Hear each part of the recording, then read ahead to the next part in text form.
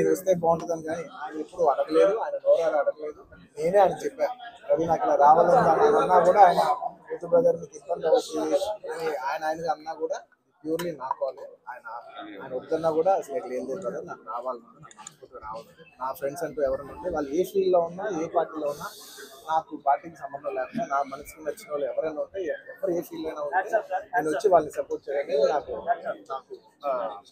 మనసుకు నచ్చితే చేస్తాం బ్రదర్. అండ్ ఆయన అస్సలు ఏం చెప్పాలంటే ఆయన అస్సలు ఏమాత్రం ఆయనకున్న సంస్కారానికి, ఆయనకున్న గౌరవానికి, ఆయనకున్న ఫ్రెండ్షిప్కి ఆయన ఏ రోజైనా నోరు చేసి అడుగుండొచ్చు, కానీ ఆయన అసలు ఎప్పుడు అడగలేదు. నేను ఆయన అడగలేదు కాబట్టి నాకు ఇంకా ఉంది, అరే ఆయన అసలు ఎవరైతే అడగలేదు, ఎంత క్లోజ్ ఫ్రెండ్ కూడా అడగలేదు, నేనే చేయాలని చెప్పి నాకు లోపల నుంచే ఆ ఫీలింగ్ అనిపించింది. నేను నేనుగా వచ్చాను. ఆయన కొంచెం అక్కర్లేదు బ్రదర్ మీరు ఇబ్బంది పడతారన్నా కూడా పర్లేదు బ్రదర్ నేను వస్తాను, 100% నా కాల్తో నేనే ఆయన సపోర్ట్ చేద్దామని వచ్చాను. ఎందుకంటే ఈ 5 ఏళ్ళలో మేము మామూలుగా చాలా మంది చూస్తూ ఉంటాం కదా, 5 ఏళ్ళు మామూలుగా ఏదో ఫస్ట్లో కొంచెం కనబడి ఏదో లాస్ట్లో ఒక సంవత్సరం లాస్ట్ ఒక 6 నెలలో సంవత్సరం తిరుగుదాం అనే ఒక మైండ్ సెట్ ఫీల్ ఉన్నారు.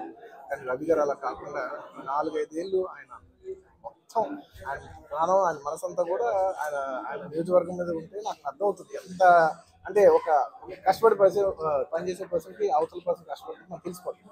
ఇంత సిన్సియర్గా చేసే మనిషికి 100% నేను నిజంగా నేను ఇంకెవరి గురించి నేను ఇంత గ్యారంటీగా చెప్పలేదు.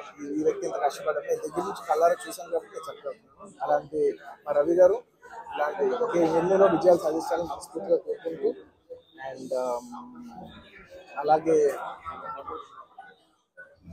ప్రజలందరూ మంచి జరగాలని చూసుకుంటారు.